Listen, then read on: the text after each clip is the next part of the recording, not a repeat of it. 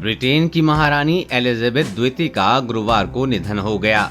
96 वर्ष की आयु में उन्होंने स्कॉटलैंड स्थित आवास पर अंतिम सांस ली। महारानी के निधन के बाद उनकी संपत्ति को लेकर चर्चाएं जारी हैं। अब उनके पास कितनी संपत्ति थी? निधन के बाद इसका हकदार कौन होगा?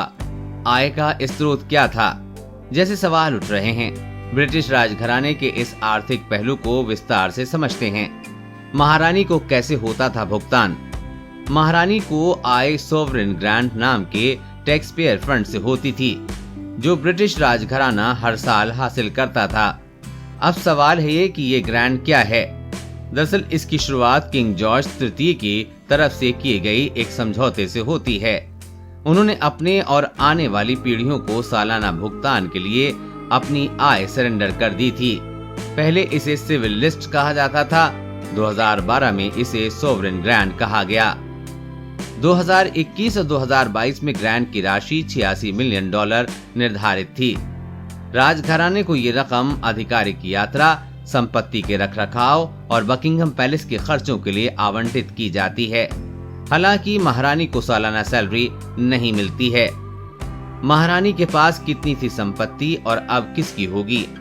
खबर है कि महारानी अपने पीछे $500 मिलियन की संपत्ति छोड़ कर गई हैं। ये उन्होंने 70 साल गद्दी पर रहने के बाद हासिल की थी।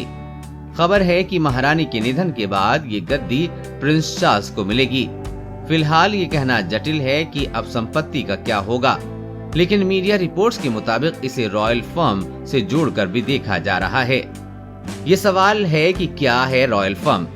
ये $28 बिलियन का साम्राज्य है जिसे किंग जॉर्ज 6 और प्रिंस फिलिप जैसे राजघराने के सदस्य फैमिली बिजनेस बता चुके हैं। इस फर्म को मोनार्की PLC के नाम से भी जाना जाता है। ये हाउस ऑफ विंडसर के वरिष्ठ सदस्यों और लोगों का एक समूह है जिसकी प्रमुख महारानी थीं। इसके जरिए यूके की अर्थव्यवस्था में कार्यक्रम और पर्यटन के जरिए बड़ी रकम जुटाई जाती थी। खबर है कि महारानी के पास $500 मिलियन से ज्यादा की निजी संपत्ति थी, जिसे उन्होंने निवेश, आर्ट कलेक्शन, जेवर और रियल एस्टेट के जरिए हासिल किया था।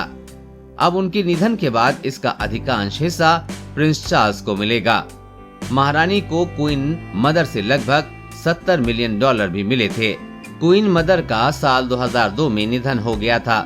रकम के अलावा उन्हें painting, stamp collection, fine China, जेवर, घोड़े समेत कई अन्य चीजें भी मिली थीं। देश और दुनिया की हर अपडेट पाने के लिए चैनल को सब्सक्राइब करें।